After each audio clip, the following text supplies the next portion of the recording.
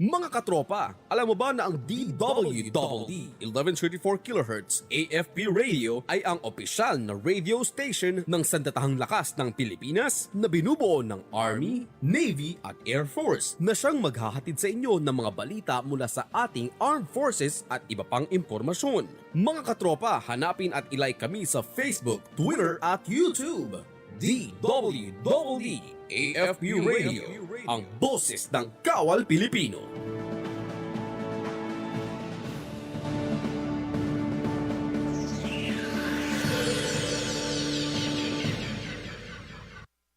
In this modern age of ever-evolving security threats, an organization stands out in the Philippine Army. Professional soldiers with unwavering commitment, working as a team, performing tasks unheard, unseen, providing accurate, timely, relevant, and predictive intelligence. They are exactly where they are supposed to be, upholding the core purpose of serving the people and securing the land. We are your Army Intelligence Regiment.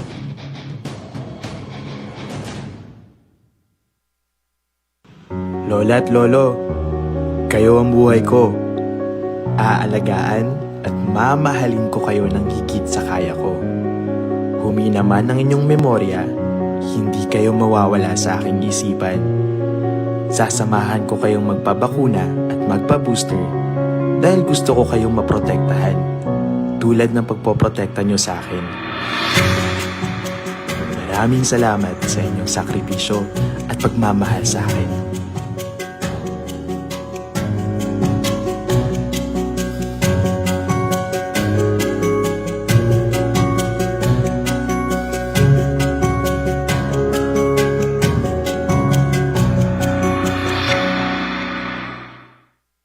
Kayo ay nakatutok sa DWDD AFP Radio. Kami po ay kasapi ng KBP, Kapisanan ng mga Broadcaster ng Pilipinas.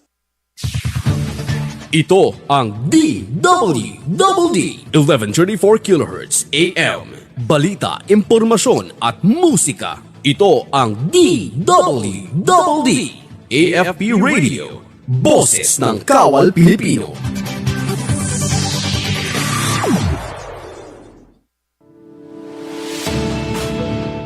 Mula noon hanggang ngayon, ang iyong AFP Health Service Command patuloy ang pag-aalaga, pagbabalita ng mga serbisyong pangkalusugan para sa mga kasundaluhan at sibilyan. Ito ang iyong USAPANG Health Service dito lang sa DWDD AFP Radio. Iba tayo! Nasistress ka na ba? Nagpapanik o natatakot dahil sa COVID-19? Normal lang ang ganitong mga reaksyon sa ngayon. Pero may magagawa ka para mapagtagumpayan ang sitwasyon na ito. Ituloy lang ang pangangamusta sa mga kamag-anak at kaibigan gamit ang text, tawag o video. Tiyakin na ang mga bata ay ligtas at nasa maayos na kalagayan. Gawin sa bahay ang mga nakasanayan upang hindi mabagot o mabalisa sa panahong ito. Sa wastong pag-iingat, ang virus hindi kakalat. COVID-19, kayang-kaya nating tapusin.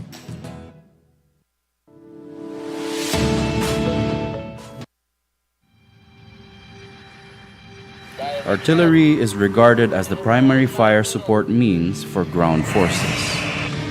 Our mission is to provide timely and accurate artillery fire in any combined arms and joint operations.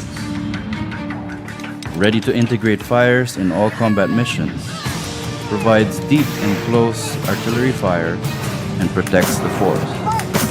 We are the artillery. We are the king of battle.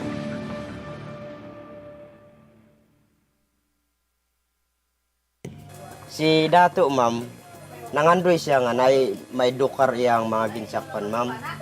No, batan. Mga batanon. Unya, ang kuan day sa katapusan day ana, ma'am, mahimo nga piki day na nga eskwelahan. Naibalon mi ana, ma'am, sa katong paglihok na sa mga estudyante, ma'am. Kay sa una nga primero pang pagtudlo sa maestra, ma'am, ang itudlo didto ang pagparali sa mga batanon ang unang-una namin nakitang problema dito ng mga lumad is yung about sa edukasyon nila. So nalaman namin na meron palang school dito na ang tinatawag na Salugpungan School. Nalaman namin na ang Salugpungan School nito ay ito pala ay parang affiliated sa kabila kung saan yung mga batang nag-aaral dyan is pinapalabas nilang scholars nila. Pero ang mga batang yan is galing sa mga malalayong lugar o adjacent municipalities nitong Talaingod. Doon namin nalaman na ang salugpungan pala at ang mga estudyante na nag-aaral dyan ay tinuturoan sila kung paano magalit sa gobyerno. Actually, tinuturoan din naman sila magsulat, magbasa, pero yung mga basic lang. Pero sa pagdating ng alanganing oras, base na rin sa ating mga pagsasaliksik at sa impormasyon na ating natatanggap, na tinuturoan din pala silang magbaklas at mag-assemble ng baril. Mismo ang mga tribal leaders ng Talaingod ang nagdesisyon na ipasara ang nasa 14 na salugpungan schools. Ito'y base na rin sa nilagdaan nilang manifesto. I am a ranger. Only men with iron determination qualified to be one.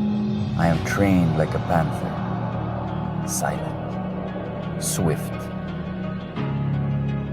fearless. My mere presence freezes the enemy's blood. I am invincible to him until the last second of his life. I rule in the mountains. I stalk in the jungle. Day or darkness, calm or storm. Tireless in the hunt, fierce in the fight. I am a ranger. The guerrilla's worst nightmare come true.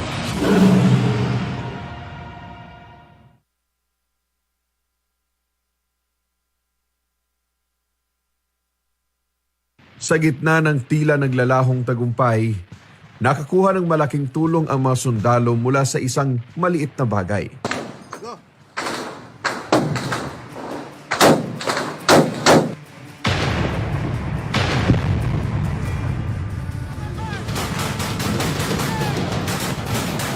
Labanan sa pamagitan ng modernong teknolohiya. Ginamit ng mga terorista ang drone para malaman ang lokasyon ng militar. Samantalang ginamit naman ito ng mga sundalo, hindi lamang para tukuyin kung nasaan ang labanan, kundi para iligtas din ang mga sibilyang naipit sa bakbakan. Habang pinalilipad po namin, nakikita namin kung nasa building sila. In fact, may mga number po kami, mga videos, makikita nyo dun sa habang yung phantom lumilipad sa building, tinitingnan yung mga tao sa building, bigla na lang may madiling yan. Tapos yung quadcopter, nando doon sa bangketa, ang binibidyo na yung bangketa na. Ibig sabihin na baril yung quadcopter. So sabi ko, after that, alam na namin na may kalaban doon. Nung gabi, nakita namin mataas ang heat sink sa isang building kasi nakita namin through the thermal images. Nagpalipad yung officer namin ng quadcopter doon. May mga tao kumakaway. At nung tinignan namin kasi natatransmit niya yung kita namin mga bata, hindi naman So, nag-ano pa siya, help. May yung bata. Pinabalik yung quadcopter, pinabitan namin ng cellphone. Pinabalik yung quadcopter doon sa Nilapit, kinuha niya yung cellphone, nilagyan namin ng marka, call me. Isa lang ang nakalagay na number doon. Noong time na yun, tinawagan niya. Nakausap yung officer namin. Sabi niya, mga estudyante sila na ipit ko sa at gusto nilang tumakas. Binabantayan daw sila ng Abu Sayyaf. Paano kayo pwedeng tumakas? Hindi naman kami lahat kayang bantayan. Yung iba tatakas sa amin. So, sabi niya, sundan mo itong quadcopter na to. They will lead you to me. Sabi nung officer namin. Actually, si Colonel Mamari. Dinala siya, lumipad, hanggang nakalabas. 17 bata yun. May babae, may lalaki. In fact, pinalay pa yung mga batang babae. na kininton nila na inalay sila. Mula noon hanggang ngayon, ang iyong AFP Health Service Command patuloy ang pag-aalaga, pagbabalita ng mga serbisyong pangkalusugan para sa mga kasundaluhan at sibilyan. Ito ang iyong usapang health service dito lang sa DWDD AFP Radio. Iba tayo! All right, good afternoon, ladies and gentlemen. Once again, hello Philippines and hello world. Pasensya na at tayo ay naka-live because of these technicalities, no? Ito ulit ang mga kaganapan at impormasyon na mag-aatid balita at katuwang mo sa oras na ito. Magandang hapon Luzon, Visayas, and Mindanao. Magandang hapon ma'am, Doctor of Cosmetic Dermatologist, which I will be presenting to you later, our guest for this afternoon's program. Siyempre, thank you so much ma'am for the opportunity na binigyan niyo sa amin dito sa Usapang Health Service.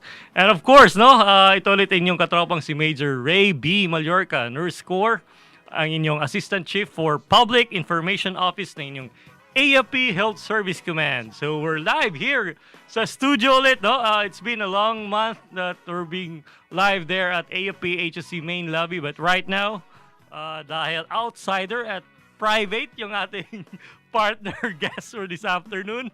So mamaya magpapakilala siya. So thank you again, ma'am, for giving us the time. I believe you do have a lot of patients to treat, to manage.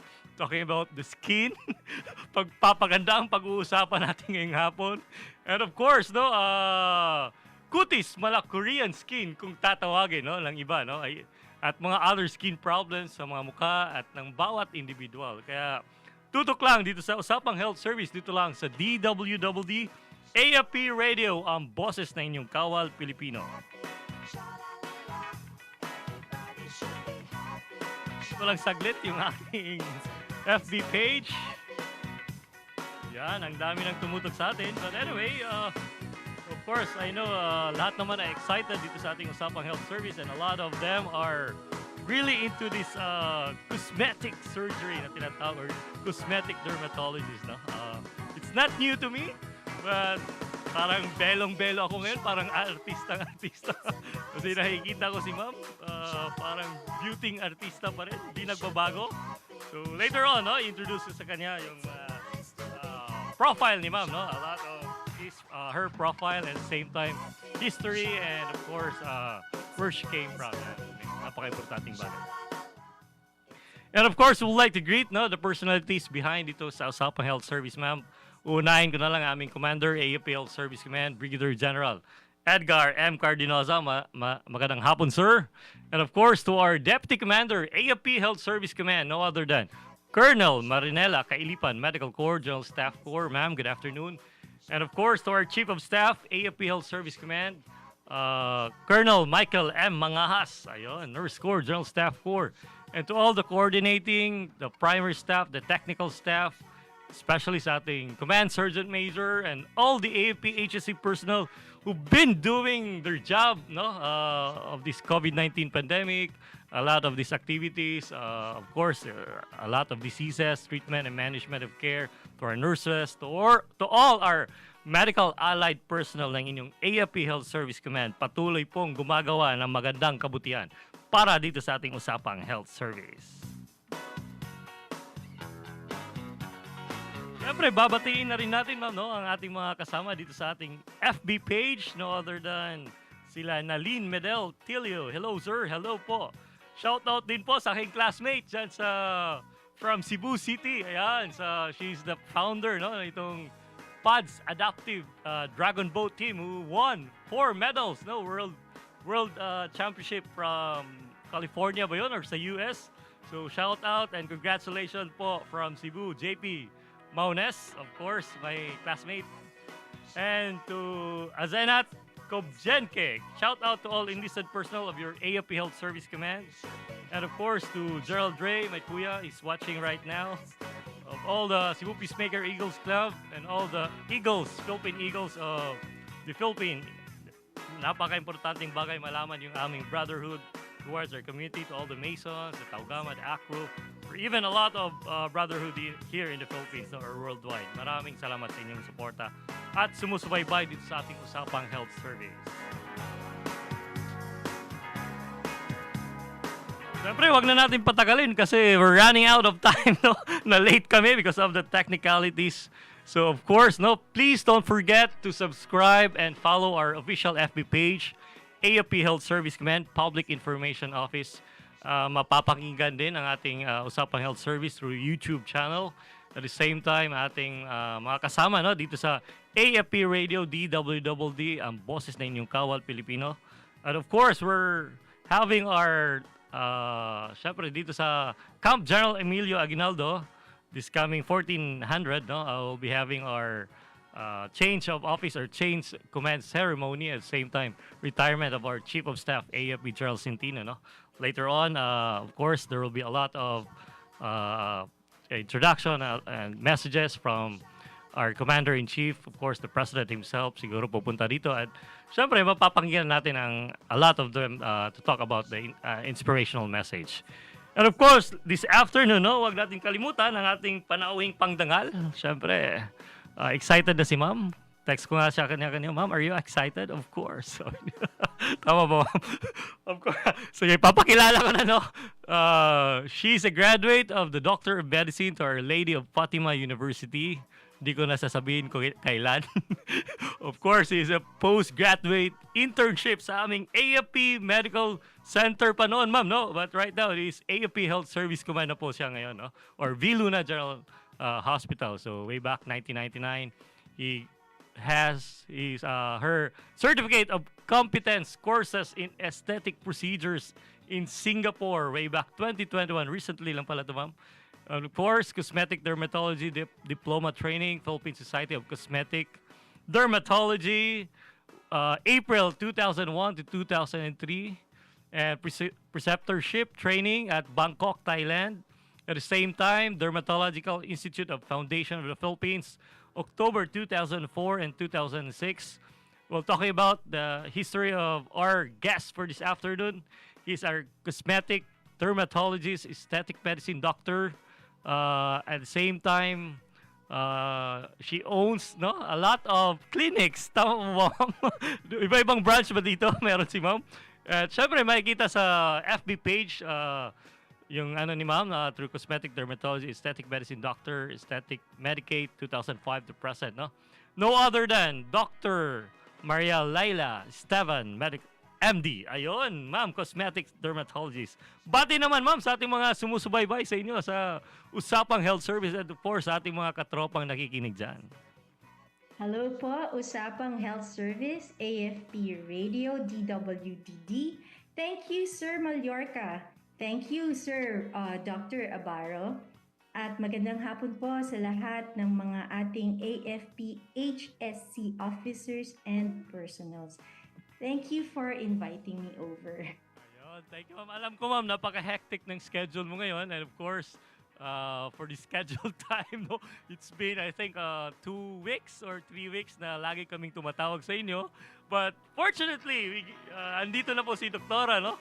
At magbibigay sa atin ng mga modern bang tao dito or mga trending, mga pinaggagawa talking about cosmetic dermatologies. But I hope I could have one of it someday. Ma'am, pupuntahan ko dyan, ha? Pwede ba? Mga kabil kaya ako.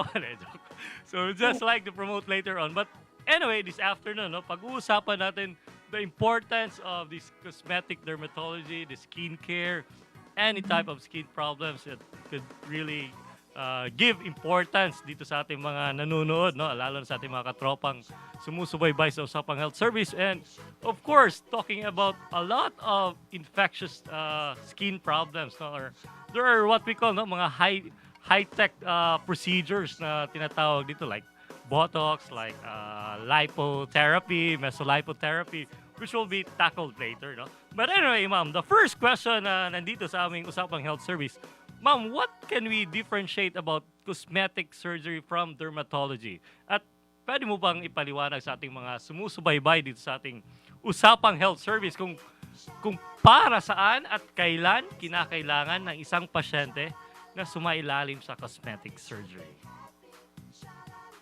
Okay. Ang cosmetic surgery is of course surgery. Ginagamit ito pag kailangan na ng mas malalim na pag-enhance sa ating mukha or sa katawan. Cosmetic dermatology is in the dermatology field, no? Previously, dermatology is the study of the hair, nail, and skin. So maraming aspects yan. Kaya nagkaroon ng maraming subspecialties dyan. There is what you call clinical dermatology or medical dermatology. Ito yung involved sa pag-alaga ng overall health and wellness ng balat. And this is treated using medical treatment. Ang sumunod doon ay yung cosmetic dermatology or aesthetic dermatology. This focuses on the enhancement and in the appearance of the skin. Meron na rin yung halo na anti-aging. And then there's what we call surgical dermatology. Yan naman ang involved pag may surgical treatments na like with skin cancer, excision, biopsy, etc. etc. So when would you need a cosmetic surgery or dermatological treatment? It's when you want to improve your appearance, enhance, correct some, kasi marami ng available treatment modalities ngayon na Yan, pwede. no, ang dami talaga, no? Talking about the skincare, talking about beauty products. So, ang hirap, ang dami pala talagang procedure, no? Seeing our cosmetic surgeon this afternoon, no? Siyempre, dun pa lang, no? It is the wisdom of the doctor. That is what she is saying right now. Nakikita na natin how she is really talking about the cosmetic surgery, talking about the beauty product. Nasa kanya na lahat, no? I think, Doc, hindi na sasabihin ng mga ating mga katropang nakikinig ngayon kung is it really true? Is it really what is happening right now? But I believe with your capacity, with all your trainings and procedures, alam ko, napapaabot mo yung mga dapat gawin talking about cosmetic and dermatology. Doc, talking about this cosmetic surgery, would it be possible na sa mukha lang ba siya ginagawa or in every person, or would it be ilang bahagi ng mga I mean, the overall aspect ng body ng tao, would it be kinikater ba ng cosmetic or dermatology specialist? Of course, hindi lang mukha ito, lahat na. Lahat ng parts. Pag sinabing dermatology, it speaks about the skin, hair, and nails. Yeah. Likewise with surgery, all over na yan. But there are, of course, very common yung procedures na gusto ng ating mga pasyente. Most common dyan sa mukha, yung una. Pagpapaganda talaga, Doc. Siyempre, they also want to shape their body contour, remove yung mga excess fat. Tapos, meron din mga areas like even the underarm, inner thigh. Exactly. Magpapaputi, ma'am, no? Ganon. Hands are being treated now. So, yung legs natin, may mga varicose veins din dyan. Alright. These are easily conducted yung treatments in the clinic. So, magkaiba sila sa mga hospital-based na mga procedures, and then in-clinic treatments lang na madali lang gawin sa clinic, go home na rin after. So, ibig sabihin, Doc, in your side, no, being the cosmetic dermatology or cosmetic surgery, you're just focusing ba merely on the face of the individual, or you also have a lot of procedures talking about this totality na inyong clinic? I focus on everything. Marami talaga. What do you want? Meron. Ang dami, Doc, ha? Tapos, firstly, they would say, I want to improve this itsura. Yeah. Then, do you want to correct it? Or do you want, tapos later naman, do you want to look younger? Or do you want to look better lang? There's so many aspects. But definitely, it's more on catering to patients who want to improve aesthetically. Yeah. Yan. So, ang ganda pakinggan, no? So, kung sino yung gustong magpapaganda dyan or talking about enhancement of a lot of parts of the body, ba, Doc? Mga ganun, no? Which is later on, we'll be discussing it one by one. But anyway, Doc, talking about a lot of, siguro, yung mga syempre mga babae dyan or it could be lalaki, no? We're not gender biased right now. Of course, no? Talking about these acne problems or a lot of pimples, especially sa ating mga teenagers or adults or even at our age, no? Paano ba pagpapaganda o maaari niyo po bang ipaliwanag, Doc, kung what are the causes nito at paano ang paraan na maiwasan itong mga ganitong klaseng incident? Regarding acne, it is a multifactorial, no? Pero most common yan sa mga teenagers kasi malaking factor ang hormones para sa ating breakouts, acne breakouts. Acne starts in the pilosebaceous unit o kung saan yung may hair follicle o dun sa pores, no? Nagkakaroon ng blockage or clogging sa pores because there's too much oil production. Tapos may bacteria that normally just lives sa skin, i-inflame niya yun. This can be treated medically and at the same time cosmetically kasi the reason behind why you're treating it is to prevent the complication, which is acne scarring. Kasi eventually, mawawala naman siya when you get older. Although meron ding nagkaka-adult acne, but it leaves acne scars. So the earlier you get the treatment, the better para maiwasan ng mga ito. And of course, depende sa severity ng acne, kailangan ng treatment kasi minsan na yung self-confidence. Nahiya na silang Exactly, lumabas. ang daming ganyan, Doc, no? Parang hindi na nawawala sa tao yung nagkakaroon ng pimples. So, minsan, cause anxiety, depression on the part of the individual. So, what do you think will be the possible way na tingin mo will be very effective procedure for her, Doc, or sa ating mga katropang nakikinig? I always talk to my patients, inform them about the condition na it's really not naman their fault, lalo na kung hereditary yung cause, diba? But there is a solution and treatment plan to control it.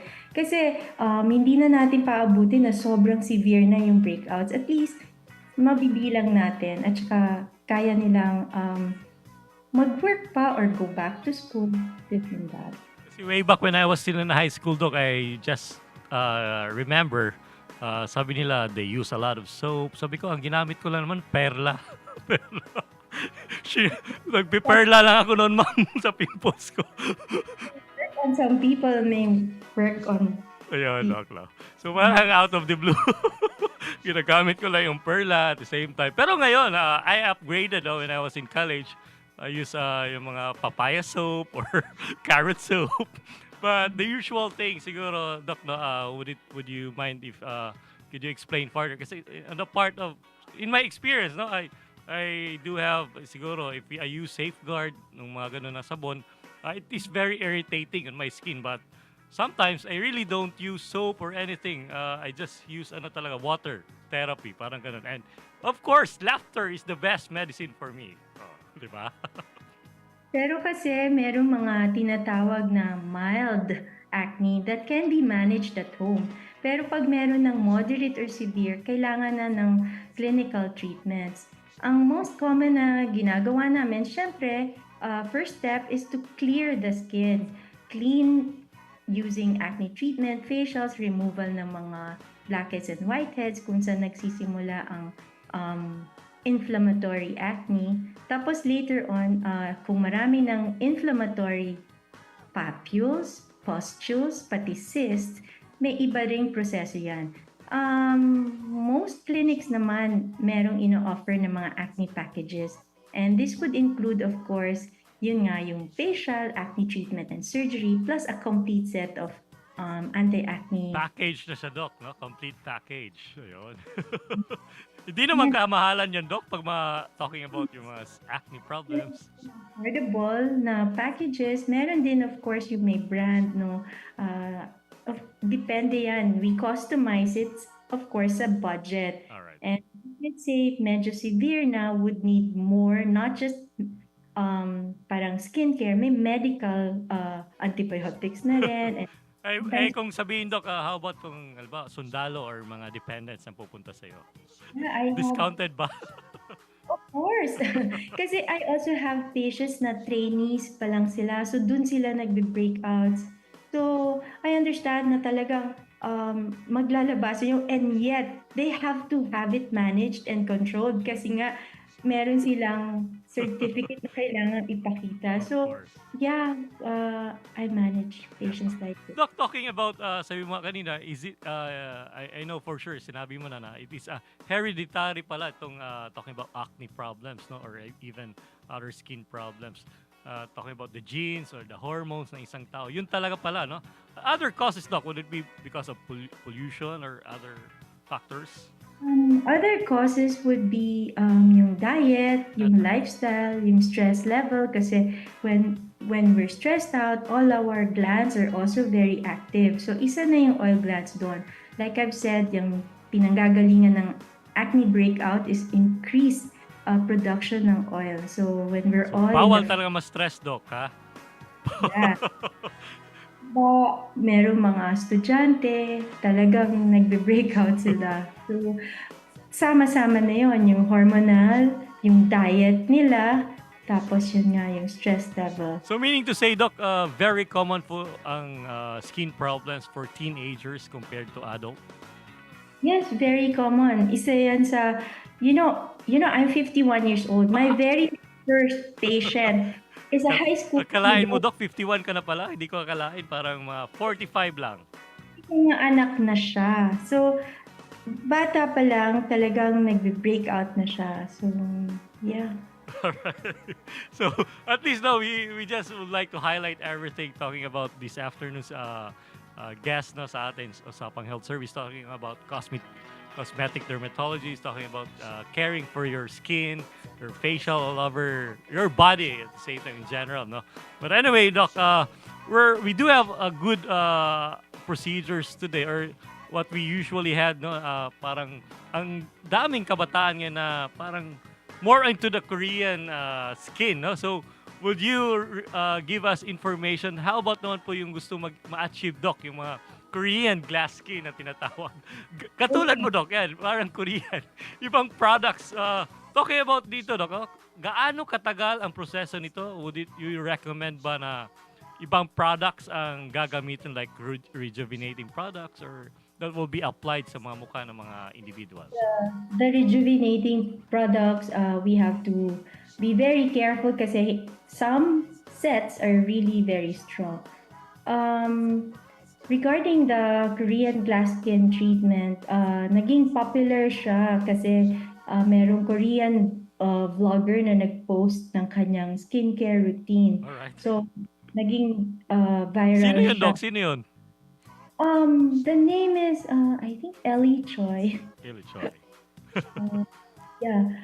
Tapos, marami ng mga celebrities at the mga influencers who followed her and then tried to do the same thing, posting yung glass skin photos and how they were able to achieve it. Pero syempre, sa medical or clinical treatment, hindi naman yun madali. Diba? We all know na may filter naman and this and that, also makeup for glass skin. But sa practice namin, we were able to find ways to achieve the Korean glass skin glow.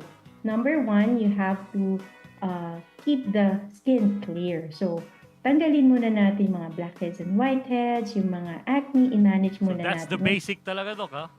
Very common sa atin yan, yung mga blackheads, whiteheads. Step one. Number two is to correct the color, pigmentation sa balat. Siyempre, how could you get glass skin kung meron pa tayo dyan mga warts, syringoma, mga melasma, di ba?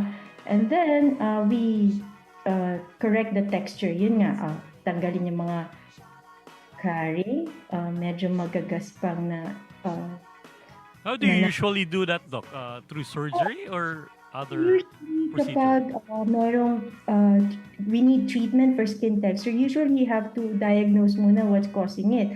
Most of the time, yung mga elevated lesions would be warts or skin tag, syringoma. Tapos yung mga depressed naman, mga acne scars yun or pock marks, no? So what we do, meron tayong mga treatments like yung RF fractional microneedling, we have lasers, we do subcision directly dun sa acne scars kung medyo malalalim. And then we also fill it with fillers or dermal fillers. Parang pinalamanan mo yung ilalim para umangat siya. So, yun ang mga common na Procedures, ma'am, na ginagawa, no? So, at least alam ng ating mga sumusubaybay, ma'am, na these are the new trends right now, no, on cosmetic dermatology. But Siyempre, lastly, would be yung skin laxity. Siyempre, hindi siya magiging glass skin kung hindi siya tight. So, we do many other procedures like yung thread lifts, dermal filler, Botox, etc. so pwede na silang maging artista like a Korean, doc, yung sumasayaw dyan, ng mga sikat na mga team. Gagawin yung skin booster injections. Ayun. Booster injections, yan yung mga parang nilalagyan natin ng vitamins yung skin natin. Parang nagbo-bloom, doc. Parang ganon. Hyaluronic acid to give it that hydrating, dewy glow. Ayun. Yeah, skin boost is one of my sought-after treatments in the clinic now. Very popular. Probably simula ng pandemic because they were seeing a lot of K-drama. Doc, gusto ko rin ng gano'n. So basically, ang dami mo siguro mga pasyente, doc, na pumupunta dyan ngayon, no? Fully booked ba tayo? Would it be from what time ba tayo laging open until such time na in evening? Yeah, we schedule the patients para walang crowding because Correct. Ang hirap. So, COVID protocols pa rin, doc, no? Very important. Doc, talking about this other modern way of procedures like what we talked about, mesotherapy lipo treatment. Ayun. Ano ba ito, doc? Ano ba ibig sabihin nito? What will be the process nito? At magkano ba ito gustong mag-avail ng procedure na mga ganito? Mesotherapy is a procedure where you use a lipo-dissolving agent na i-inject directly dun sa fat na gusto mong tunawin or the cellulite. So meaning, doc, ito yung mga matataba na tao, parang ganun, or mataba yung mukha, or ano ba? You may double chin. Alright. Inject directly dun sa fatty area. Alright. Session yun, usually 3 to 5 sessions, even up to 10 sessions. You can also handle yung arms, yung belly, the hips, kahit saan, inner thigh, kung saan mo gustong matarget yung mga areas na gusto mong i-contour at i-shape. No? Ang rate niya would range from 2,500 per session up to 5,000 per session. Depende sa ilan ang magagamit na cocktail. Alright, parang okay pala. It's ano naman pala, doc, kayang-kaya pala 2,500 lang per session. Combined pa with an energy slimming device. So, bukod sa injection, meron na ring mga like tinatawag na RF or lipocavitation or yung mga exilis para mas ma-enhance yung fat dissolving effect ng na-inject natin. Alright, so at least we could have a lot of this, no, doc, no, talking about mesolipotherapy or liposuction. Is it new to us or is it matagal na ito, doc, na ginagawa? New. Kaya lang, ang bago, yung dissolving agent na ginagamit. Yung injectable na, doc, na ginagamit. Yung bago ngayon na made in Korea na talagang Kasi dati, syempre, doc, talking about yung lipotherapy, suctioning, parang ganun ginagawa noon. Syempre, kinukuha, di ba, doc, yung mga taba. But right now, talking about this effect on injectable treatment, napakadali pala gagawin. Just an option kasi merong ayaw ng surgery. So, pwede naman tiyagain. Kaya lang, iba rin naman yung surgery, lalo na pag malaki yung fatty area na tatanggalin. Mas mabilis naman kung yung surgery, alright. Meron hindi pwede mag-surgery. So, this is another alternative treatment. So, ang ganda pala. So, meaning to say, a lot of these procedures, a lot of options to be chosen by our katropang gustong magkaroon ng ganitong lifestyle. I mean, beauty, no? Sa kanilang mukha, sa kanilang katawan, it would be an arm, or other parts of the body, no? Doc, other than mesotherapy lipo, no? I know for a fact, ang daming pwede pang kailangan natin pag-usapan dito, but we want to move farther, no? Talking about this, Doc, Botox, no? Magpa-Botox, no?